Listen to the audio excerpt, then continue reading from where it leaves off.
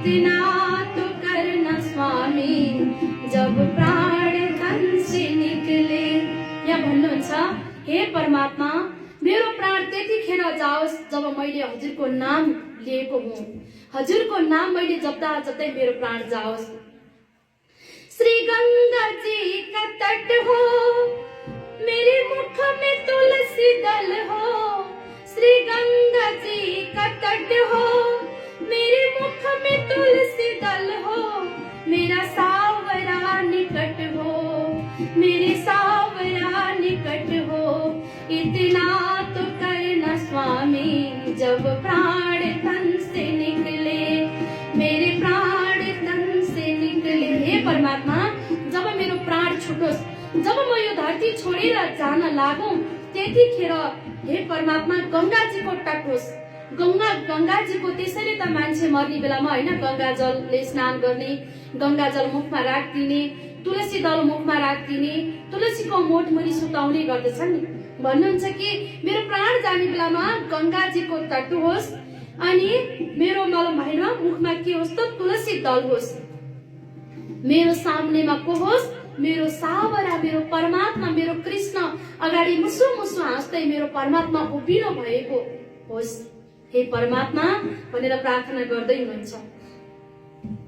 भन्नुहुन्छ, पीताम्बरी कस्ती हो, छवि मन में ये बसी हो। पीताम्बरी कस्ती हो, छवि मन में ये बसी हो।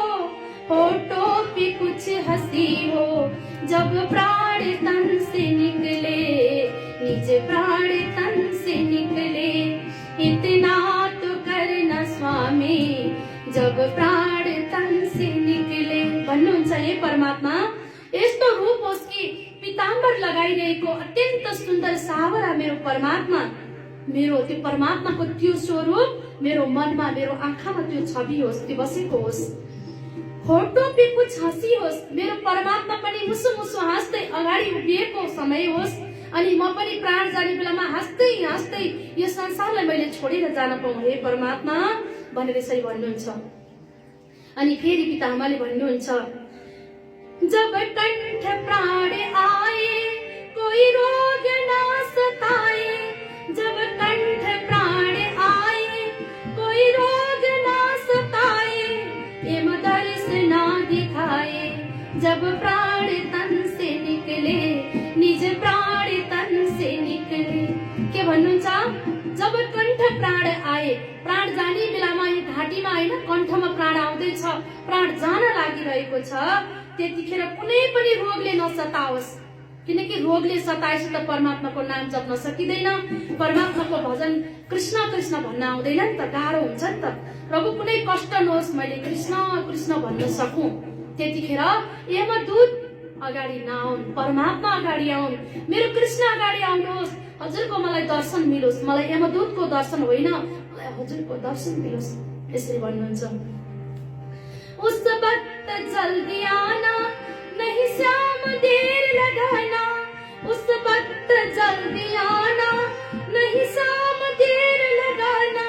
राधे को साथ लाना, जब प्राण तन से निकले, निज प्राण तन से निकले, मेरो प्राण तन से निकले।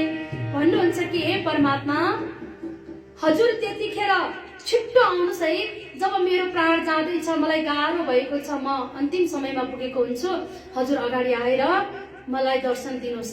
राधाजीलाई पनि साथ ल्याउनुहोस् है प्रभु भनेर यसरी प्रार्थना गर्नुहुन्छ। हे भक्त का है अर्जी, आगे तुम्हारी मर्जी। एक भक्त का है अर्जी, आगे तुम्हारी मर्जी। जब प्राण तन से निकले, मेरे प्राण तन से निकले। हे परमात्मा, यो भक्तको अर्जी हो, हजुरलाई यो भक्तको बिन्ती हो। अब अगाडि हजुरको मर्जी घुर्क्याएको के, आफ्नोलाई त हो नि घुर्क्याउने हैन, अरूलाई घुर्क्याएर पाइन्छ र? आफ्नो परमात्मालाई त हो नि घुर्क्याउने, मान्छेलाई घुर्क्याएर हुन्छ र? मान्छेमा नि आफ्नो मान्छेलाई त घुर्क्याइन्छ, आफ्नो मान्छेलाई नघुर्क्याए कसलाई घुर्क्याउनु? र त्यसै गरेर सबैभन्दा बढी चाहिँ परमात्मालाई घुर्क्याइन्छ।